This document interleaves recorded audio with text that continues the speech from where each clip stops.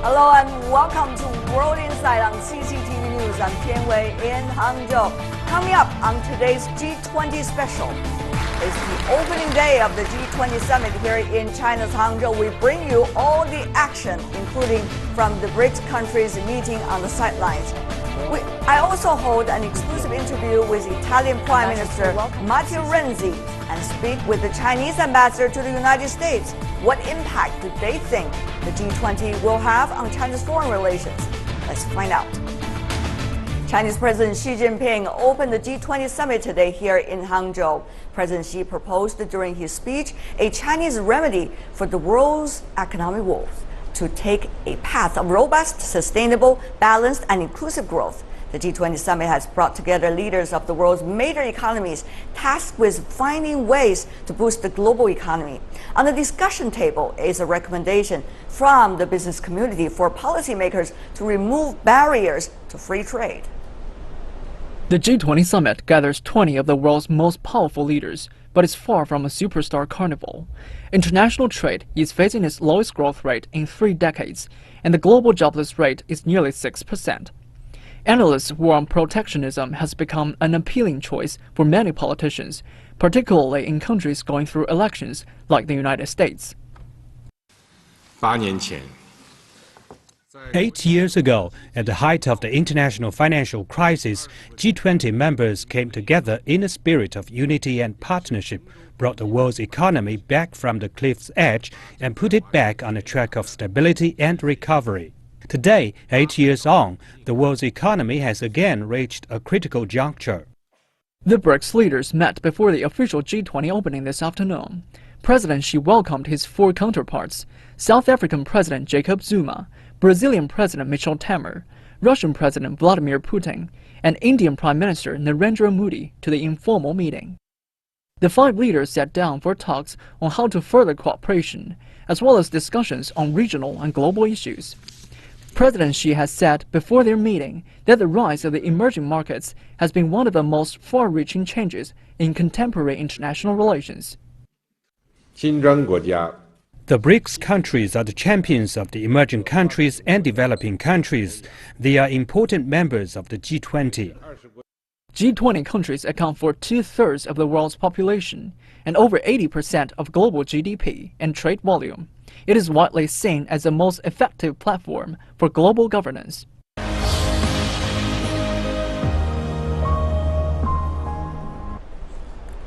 The Italian traveler Marco Polo called Hangzhou a paradise on earth when he visited the beautiful city in the 13th century. And now, in the year 2016, Italian Prime Minister Matteo Renzi was also struck by the extraordinary charm of the city as he arrived for the G20 summit.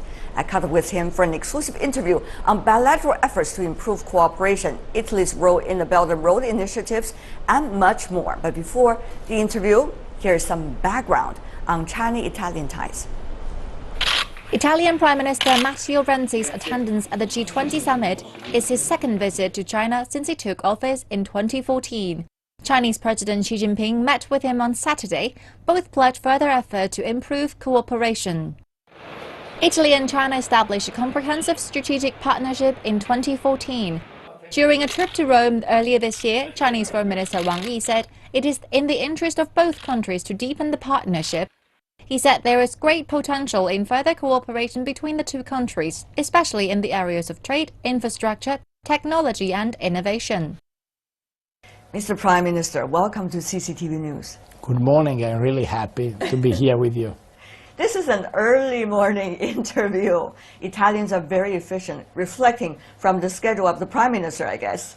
Oh, this is a very important moment. G20 organization is wonderful, but we don't have a lot of time. So early morning was the only way, and I'm really happy to be here with you in the very interesting moment waiting for the G20 organized by Chinese government. I remember one of your ancient person, Marco Polo, of course, a so familiar name to Chinese and Italians. 13th century, he talked about Hangzhou, the city hosting G20 summit, as magnificent and noble city. This is an exact quote. because at the time that was the capital city of the Southern Song dynasty in China. And today, what kind of noble cause can China and Italian work together? Well, I personally think Chinese government, Italian government, but particularly Chinese people and Italian people are very strong friends. Exactly for the great power message by the past. You described the Marco Polo and the reaction of Marco Polo in Anjou. But we can discuss about Matteo Ricci, about a lot of people from China in Italy, from Italy in China. So, first of all, we have to recognize this great friendship between our people. And then I think this friendship could become a very important asset for the future, because G20 in Anjou, it's a very great opportunity in a strong moment of the international life of community. We have a lot of problems around the world, not only in the economic field for the growth or for the inequality, but also for the difficulties around the world. So, Italy and China could use this friendship from the past to try to give a message of hope to the new generations and to our colleagues in this event. I think it's really important to combine together the great values of the past with the great inspiration for the future. And you had a great bilateral meeting with the Chinese President Xi Jinping once you arrived in this town of Hangzhou. What did you say to one another? What about that ancient culture linking up to the future? I think we have a lot of opportunities in this way. Surely we have a lot of opportunities to increase our bilateral relation and bilateral economic cooperation. But I think not only about economy, I think about the importance of growth, of exchange of students, about the possible bilateral cooperation in Africa together. I think about the possibility of cooperation in the healthcare system. I believe the most important quality of Italian people in this moment is the great attention about food, healthcare, lifestyle, combined together a good longevity with a good experience of life. And we discussed with President Xi Jinping also about that. And we can continue in terms of cooperation, innovation, technology, engineering. High level cooperation in manufacturing, not only fashion, food or football. This is a moment in which two Chinese entrepreneurs are the owner of two of the most important teams in Italy around the world, Inter and Milan. So we have a lot of possibilities, and we discussed about that with President Xi Jinping. Personally, I consider the priority give this message to transform with the structural reforms our countries in countries focused on the tomorrow and not of yesterday, because China and Italy are very different as size, as population. But I believe they are the same approach, because this is a moment of structural reforms, and these structural reforms have to transform our country in country focused on the future. This is the link most important after the conversation and the dialogue with the President Xi Jinping. Very impressive. Chinese President Xi Jinping, during his opening ceremony for the B20, he also talked about reform, the challenges ahead for China to further reform, and with somewhat faster speed. I guess for your country, it's also similar. Mr. Prime Minister, many say you are bold and brave in pushing forward the referendum likely to come in October to change the constitution so that politics in your country can move forward to catch up with the changes of the economy.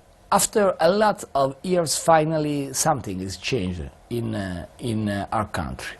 And a new generation give a message of radical change in Italy. This message have some consequences just to make one example, to reduce the costs of organization of politicians, to give a message of more efficiency, a very strong fight against corruption, because I think for my country this is a great priority. And when last year we organized the Expo in Milan, we achieved an incredible result exactly because we fought against corruption with a new infrastructure in this way, led by a former judge against mafia and Camorra. So we consider important give a message of radical change. This message of radical change is a message of constitutional referendum. And I'm really confident about the intentions of Italian people to choose the future. The alternative is very clear. If we vote yes, we enter in the future. If we vote no, we continue with the same approach of the past. I think it's time for Italy to choose the future. I consider a priority for a politician to believe in the ideals. And the ideals is the ideals are the only thing important in political career. So I'm not worried. I believe and I'm confident about the vote of Italian people. And there are interesting ideas popping up all the time, including OBOR, One Belt, One Road. Italy has been a country from the very beginning, actively listening and even willing to participate. But how, Mr. Prime Minister? Action plans? Implementation plans? I think we have a lot of possibilities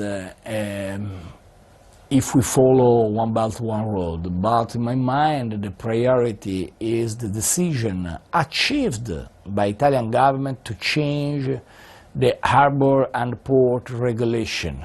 This is very great opportunity.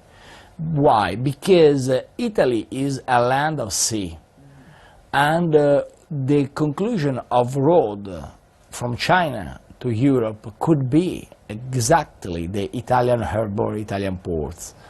The real priority in this moment is to decide the common investments, but today it's possible to consider One Belt, One Road a great opportunity, exactly, particularly, especially in this way. At the same time, I think we have a common goal, 2020, the last year of 13 program of Chinese government, and at the same time the 50th anniversary of relation between Italy and China. So 2020 could become a very great moment to show the concrete results of One Belt, One Road in Italy. The relationship between you and the Chinese leaders have been upgrading all the time. I see you coming to this country to visit. You're coming next year for another state visit with the invitation of the Chinese president. What do you think these kinds of interactions among leadership of both countries, the chemistry being created, might be able to help the two countries when it comes to policy making and also future interactions and innovation? This relation is absolutely crucial for create a new approach, because the world is totally different in respect to the past. Totally different. 15 years ago, 20 years ago, 25 years ago, the relation between countries are particularly difficult. Now is a totally different world. We are totally interconnected. Globalization is the normal life of day by day. So create a more efficient relation between the leaders summit, leaders bilateral meeting is absolutely a priority. But we have not only this point as priority as Italian government with the Chinese government, because next year Italy will lead the G7 community. Yes. So I think I'm really interested to understand the conclusion of Hangzhou summit, also to create an agenda. My priority is combine together culture and education with economy, because this is one of the most important assets of Italy. Also, against the problem of security, of terrorism.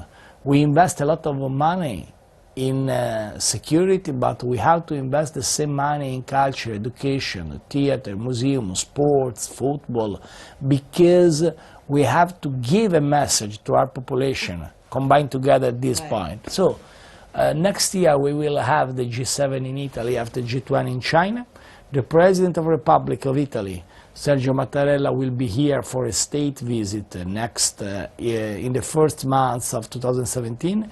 Myself, I come back in China for the third time in 3 years next year. So we work together with great determination, with a lot of friendship, and I'm confident about the great opportunities of our cooperation. Obviously, I wait President Xi Jinping in Italy and obviously in my incredible city, Florence.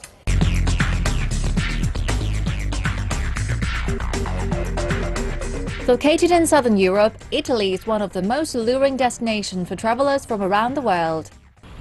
And with Britain soon to exit the EU, Italy will shortly become a bigger player in the bloc. The country's own moment of reckoning is nigh, with a referendum on constitutional reform likely to go ahead this autumn. The reform is sponsored by Prime Minister Matteo Renzi and aimed at reducing fragmentation in Italian politics. The idea is to increase executive stability and the efficiency of the whole system.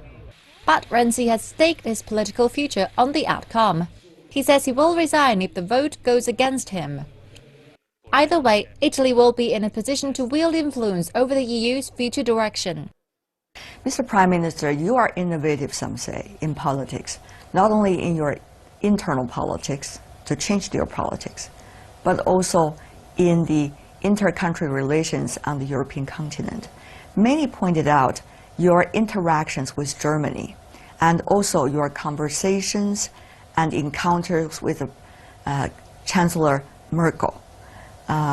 Many say, what kinds of role does this Prime Minister in Italy wants his country to have? And how is that related to the ever-rising roles of some of the other countries, such as Germany? Help us to paint a picture of Europe, Mr. Prime Minister, that you have in your mind. My view is the same. I believe Europe was an incredible gift by our fathers and our grandfathers. Europe gave us 70 years of peace, of prosperity, after centuries of civil war in our continent. So, really, Europe is one of the most great opportunities for the new generations. But at the same time, in the last period, Europe lost a lot of attractiveness, of dynamism. And we have the necessity to give a message of energy, of innovation. This is the role of new leaders in Europe. Germany is the most important country as a number of citizens, as a level of economy, but also German leaders knows it's not enough. Germany alone is not enough. Germany is able to lead a lot of economic fields because 15 years ago, Germany's leaders decided to invest in the future. Just to make one example, Germany's leaders changed labor market legislation in 2003. My government was forced to change labor market in 2014 because 10 years ago, 15 years ago, we lost the momentum, we lost the time to change labor market. And if we change now labor market, the reaction arrive in 5 years, 10 years, 15 years. So Germany today is the leader, but Germany needs the support of other countries. And the first to understand this very important statement is exactly Angela Merkel, the Chancellor, because the Chancellor knows the importance of cooperation and support to other people with Germany. My idea is that try to persuade everyone, particularly Chancellor Merkel and the President Hollande, to work together, to give a message of tomorrow, to push in direction of the future. And just 10 days ago, I hosted them in a very little island called Ventotene. Yeah. In this island, in 1941, 3 people arrested by Nazis and fascists decided to write a very important document, a very important manifesto for the United States of Europe. During the war, it's an incredible message of vision. So I hosted Angela Merkel and François Hollande in Ventotene to give the same message. We can push in direction of the future if we choose the ideals and not only simply the bureaucracy. This is the challenge today for Europe. Right. Europe now these days face so much challenges. We all know Brexit. We do not know yet its impact. There's also the migrant crisis, and you got Middle East in a way being turned all side down. So what would that mean for Europe? Meanwhile, you've got economies in Europe suffering to a certain extent for quite a long time. And as you said, gridlock in politics in many European countries. What would this mean for Europe? What would that mean for something like the EU? Are you still confident about it? I think Brexit could become the most great opportunity for Europe. I'm sad for the decision of our friends, our British friends, but when the people vote for leave, the people vote for leave, point. That's. So this means Brexit have to be really a Brexit, so an exit by UK from EU. And at the same time, EU could become a place more attractive, more dynamic, more energetic, but we need an attention more focused on growth and not on austerity, on investments and not on bureaucracy, on politics and not on technocrats. This is the challenge. We can use Brexit to give new energy to Europe, but we have to change the approach. More attention about growth and less than austerity. And we are seeing the G20 this time.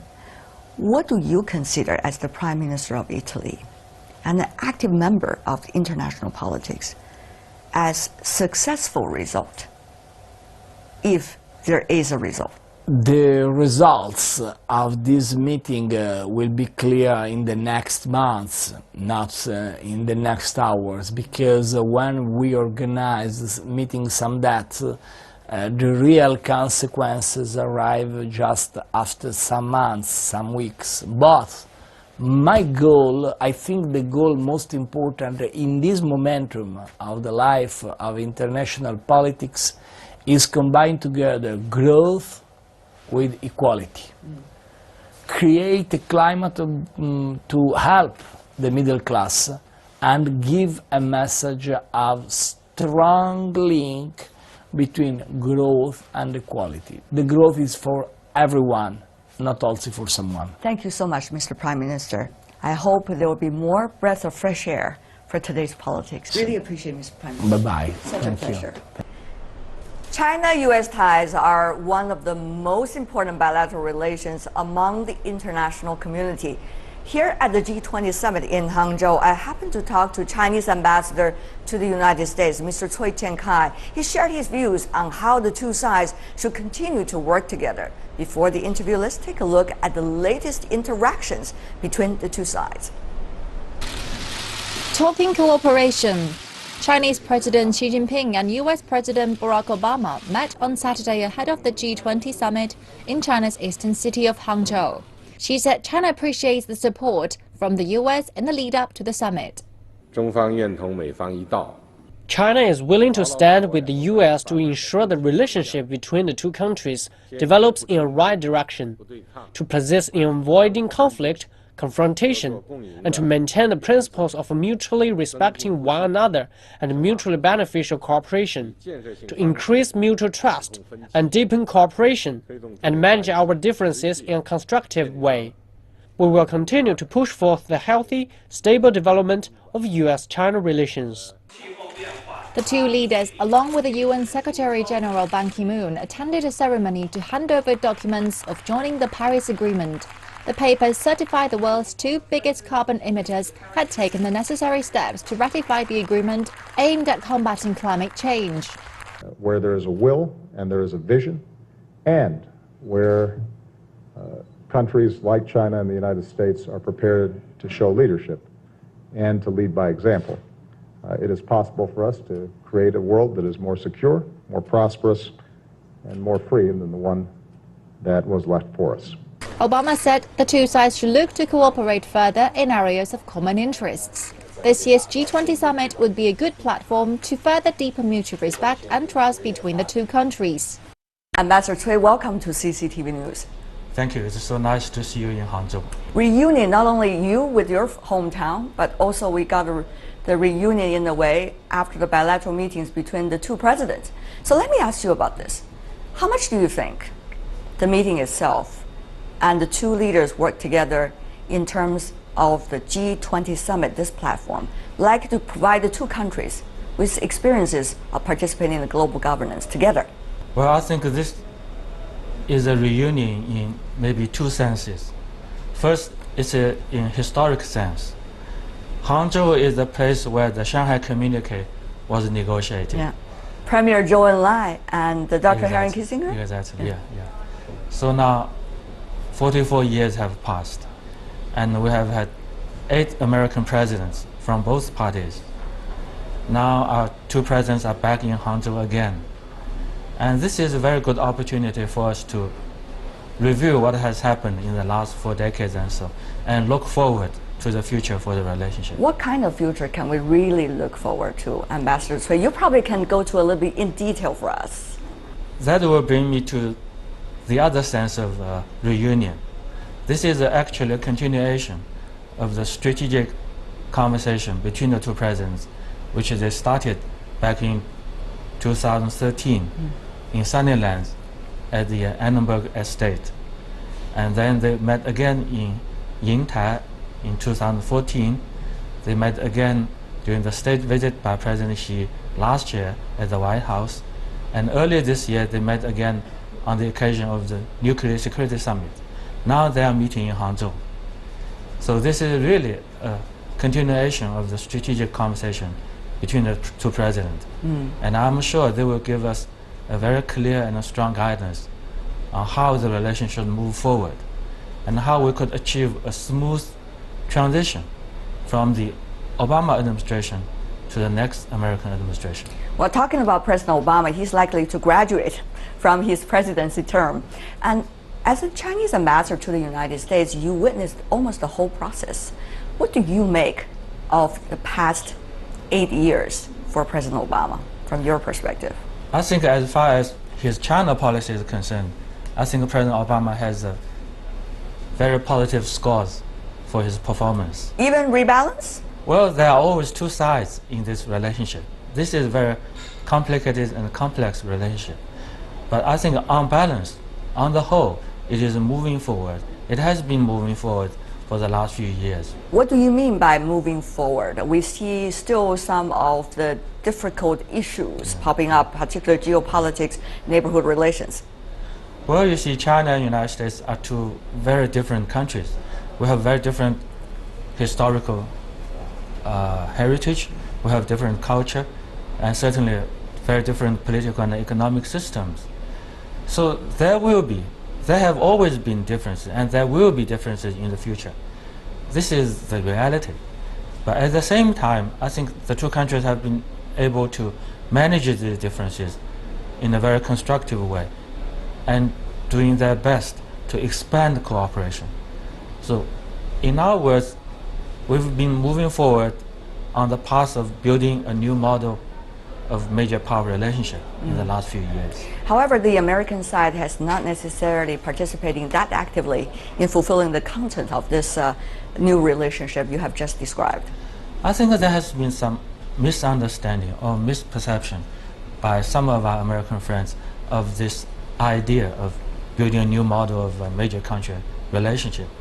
Some of them may believe this is something very abstract, but I don't think that is the wrong perception. This is the right perception. This is something very concrete and very real. If we look back at the last few years, we have had expanding cooperation in so many fields. And also, maybe some of our, this is only a very long-term goal. Maybe it is even beyond our reach. But actually, we are moving forward, step by step.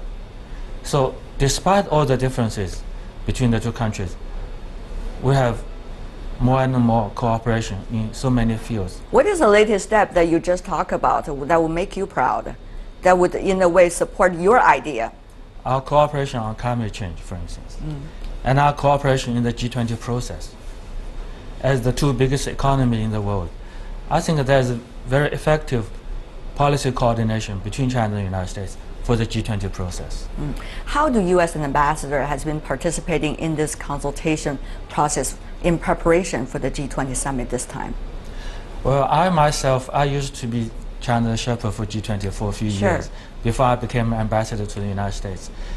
Even then, we were cooperating with each other and we were communicating effectively with each other on G20 agenda items. And for this Hangzhou summit, there has been ongoing coordination between the two sides. And it's quite clear there's a great deal of uncertainty with regard to the global economic growth and international financial stability. So it is the responsibility, it is the shared responsibility of China and the United States to enhance macroeconomic policy coordination and promote cooperation, global international cooperation for stronger world economic growth and greater international financial stability. Earlier you were talking about President Obama's final few months before he graduated from his current presidency, and you said very positively about him. Many just wonder if they understand the Chinese culture. Usually people give the others a very good score when they are reaching the end of their term or when they are graduating from the school. But is that cultural tradition that make you say nice words about President Obama, or there's something that you had in personal interaction with him that make you believe this is really happening on the positive side, U.S.-China relations? Well, I don't think it would be realistic to expect that everything done by the other side is to our satisfaction, or we would agree or accept to everything they would say or they would do. That's impossible. When their actions possibly violate our core interest, we have our own position, of course. We defend effectively and strongly our own interest. But at the same time, we always encourage them to take the right steps, to move in the right direction, so as to manage possible differences between us and expand our cooperation. So what exactly is China's expectation for the United States? What are the right steps, Ambassador Cui, you are talking about? Let Washington know, what are the right steps? We have made it very clear to them, and on so many occasions, including at the highest level between the two presidents. We said we want to have a new model of relationship with the United States, which is characterized by three principles. First one is no conflict, no confrontation. I think that is kind of a bottom line. We should never allow the two countries get down into some confrontation, because it will hurt the interests of both. The second principle is mutual respect. I think this is very basis for any meaningful and positive interaction between any countries, and indeed even between individuals, between friends. How can you be friends without mutual respect? Then the third principle is win-win cooperation. This is something we should aim at. This is the goal that we should achieve. Earlier you were talking about the transition of politics inside the United States. I wouldn't let you to comment about the two candidates because, after all, it's their election, right? There have been too much comments about that. Having said that, though, how smooth do you think that transition could be, given the fact we are already knowing the two possible candidates for that position? Will that add further pressure or pleasure to your job? Well, this is a very challenging and demanding job, of course. There are always challenges, and sometimes there could be even more uncertainties. But I think that the long-term interests of the two countries will eventually determine the policies. I'm confident of that. Having said that, though, have you been interacting, many would wonder, in different parts of the world with the two candidates as a Chinese ambassador? Well, we have interacted with the candidates or their team on many occasions in the past few years. Maybe not exactly since they declared their candidacy. Interesting. What do you think that China is looking at this moment? Of course, you have the global economy slowing down, Chinese economy as well, but still the engine of growth for the world. Meanwhile, China's internal reform is still going on. Some say not necessarily at the most satisfying speed. Structural reform, one of the aspirations for China at this moment, but challenges to implement it. How will China go? That, in a way, Mr. Ambassador, how much will that decide on the nature of U.S.-China relations? I think you have made a very good point here. Actually, we have tried very hard to elaborate to our American friends that China's intention and China's priorities is to respond to these so many domestic challenges. And internationally, we really want to have a peaceful and a stable and supportive international environment so that we could really achieve our goals as two centenary goals and the Chinese dream. It is certainly not China's intention to challenge anybody internationally. We have no intention, we have no interest in achieving global dominance. But we want to be partners with other countries, including the United States. But Ambassador Cui, at the same time, while you are explaining what China is to your American friends, I'm sure they're extremely interested in where China is now and where China is going. How much do you think what's happening inside China, whether it is economic reform or social development, will reflect and demonstrate to the rest of the world about China's own capabilities and how China is treating its own people and how China is likely to treat the rest of the world after it becomes even a bigger power? I think that this actually has been shown very clearly in the last 30 or 40 years since China started its reform. And China will certainly go down the path of peaceful development. Mr. Ambassador, we have met each other on many occasions. It's my great pleasure. It is mine as well, sir. Serving as China's ambassador to the United States, particularly during this period of time, is not only challenging but also an extremely fascinating job, because really, Mr. Ambassador, you are experiencing history and you are making history from your own roles. What do you make of the stage that we are in right now, when you reflect back upon the several years you serve in the current position? Well, I think as far as the relationship between China and the United States is concerned, I think we're at maybe a very historic and critical juncture. Our two countries have to decide where we should be going in the next 2 decades or 3 decades or even longer. I think we have developed this bilateral relationship quite successfully in the last 3 or 4 decades, ever since Dr. Henry Kissinger's secret visit to China, and ever since his negotiation here in Hangzhou with his Chinese counterparts of the Shanghai community. But going forward, what should we aim at? What should be the long-term goal of this relationship? That's why we have proposed this new model of major country relationship. Thank you so much, Ambassador Thank Cui, you. for being with us. All the best to you.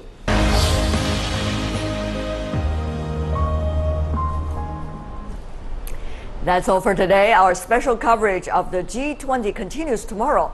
If you'd like to see more of a program, in the meantime, you can visit our website. Just type in World Insight CCTV News into your search engine. You'll be able to find us. Or you can also check out our YouTube channel. From me, Tian Wei, and everyone on the World Insight team, both here in Hangzhou and in Beijing, thanks for watching. And tune in again tomorrow, next time, for more insights from across China and around the world. Good night.